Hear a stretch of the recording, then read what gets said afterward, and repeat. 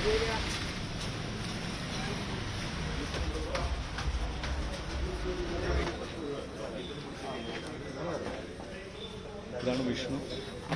വിഷ്ണുവാണ് ഇതിൻ്റെ കൈകാര്യം ചെയ്യുന്നത്.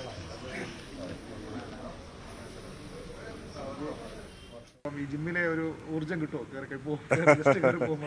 അതല്ല, ഈ ശാരീരികക്ഷമത നിലനിർത്തുക എന്നുള്ളത് വളരെ പ്രധാനപ്പെട്ട ഒരു കാര്യമാണ്.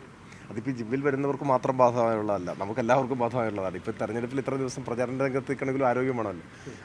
ആരോഗ്യമുള്ള ശരീരവും ആരോഗ്യമുള്ള മനസ്സും പ്രധാനമാണ്. എന്നാൽ ശാരീരികമായിട്ടുള്ള പരിമിതികളെ അതിജീവിക്കുന്ന ആത്മവിശ്വാസമുള്ള ധാരാളം പേരുണ്ട്. അവരെയൊക്കെ നമ്മൾ ഏറ്റവും ആദരിക്കുകയും അവരെല്ലാം പാഠപുസ്തകം എന്ന പോലെ കണക്കാക്കുകയും ചെയ്യേണ്ടതാണ്. അപ്പോൾ ഇപ്പോഴത്തെ കാലമായതുകൊണ്ടാണ് ഇങ്ങനെയൊക്കെ നമ്മൾ പറയുന്നില്ലെങ്കിൽ ഇനി നാളെ ഇതും ദുർവ്യാഖ്യാനിക്കപ്പെടും. പക്ഷേ ആരോഗ്യമുള്ള ശരീരം, ആരോഗ്യമുള്ള മനസ്സ് എന്നത് വളരെ പഴക്കമുള്ള ഒരു ആപ്തവാക്യം പോലെയാണ്.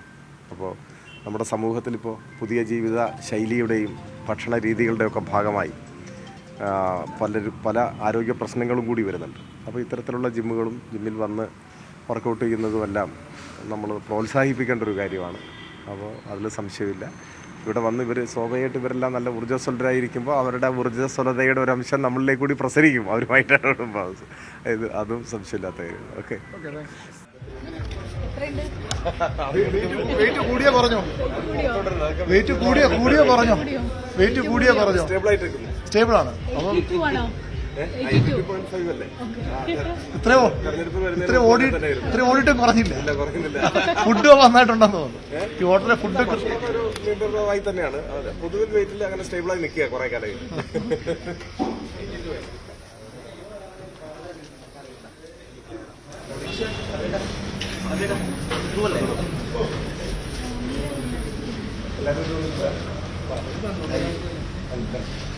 എല്ലാ ദിവസവും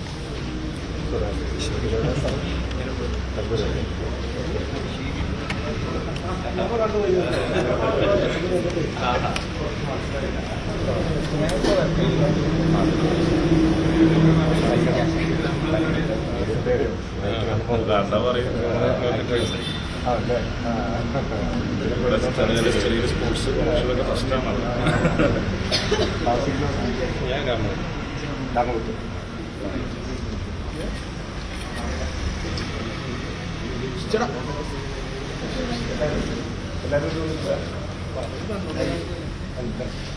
എല്ലാ ദിവസവും